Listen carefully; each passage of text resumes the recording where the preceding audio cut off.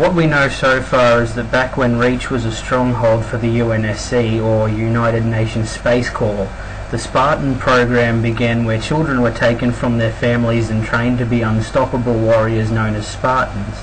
Less human than most due to a strict and focused training regime, these soldiers very much represented what it means to be a one-man army.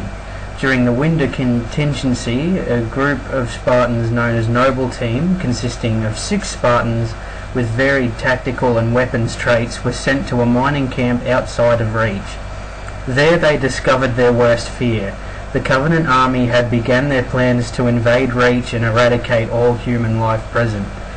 In the course of the winter contingency, all but one of Noble Team was killed, that Spartan being Noble 6, whose primary objective was to retrieve Cortana, a human-like AI construct, and get her to the then very young-looking Captain Keyes to ensure the Covenant did not discover the secrets of Earth and its people.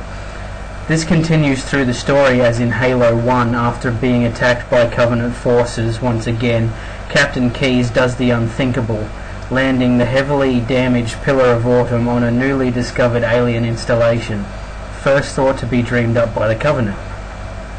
Cortana, with the aid of the Master Chief, soon discovers that this Halo, or Ring world, is not just an artificial world, but a weapon, one which they are led to believe the Covenant will try to use against them.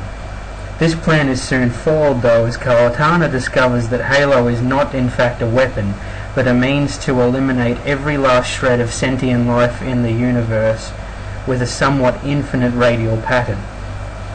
The Master Chief's new objective is to find Captain Keyes, who has been captured, and stop him. However, before 117 can find Keyes, a new threat known only as the Flood emerge.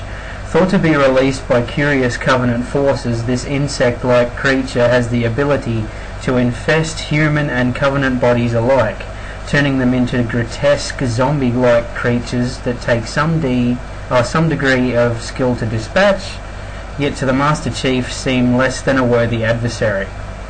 With the death of Captain Keyes, the Master Chief has no option but to destroy the Pillar of Autumn's engine by throwing grenades into each of the exhaust ports, causing a catastrophic explosion.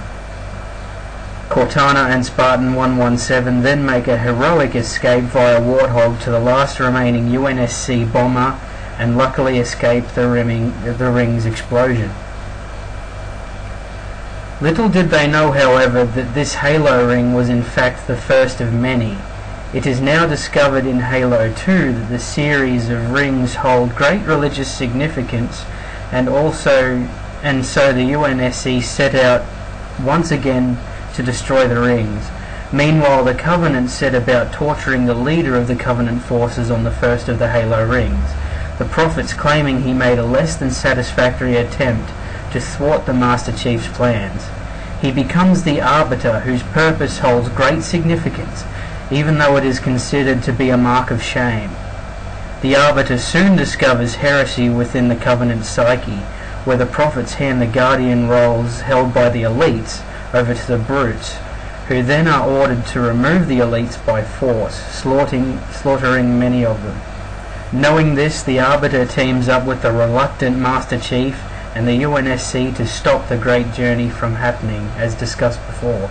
The Forerunner artifacts known as Halo rings will wipe out everything in existence. The Arbiter and the Master Chief band together to eliminate the Prophets and cease the firing of the rings. However, one of the Prophets makes an escape, and the Master Chief goes solo in an effort to bring him to justice. We weren't for sure if he survived his horrific efforts, as his Spartan code 117 was marked on the tailplane at the memorial site, along with pictures of many UNSC soldiers including Miranda Keyes, the daughter of the late Captain Keyes. What we now know is that, where we previously thought the Forerunners were all long gone, the UNSC and the Covenant were very, very wrong. As the UNSC Infinity, a human ship whose purpose is not to end war, but to peacefully advance mankind by discovering new planets, comes crashing down roughly 80 kilometers from where we first see the Master Chief, shortly followed by a huge metal orb with a strange orange-red glow emanating from its core. Cortana and the Master Chief set off through an incredibly detailed jungle, which features familiar yet more inviting and captivating. Running through the jungle, you soon discover a dark secret. The Forerunners are very much still prevalent, and they are not happy you're here. Both the Master Chief and Cortana, the much-loved heroes they are forced to discover their own humanity and find out exactly what is going on in this new world. Beyond all of this, there is little else we know except many of Reach's perks are available, as well as many new perks and weapons, including usable Forerunner weapons, adding an exciting new element to the game.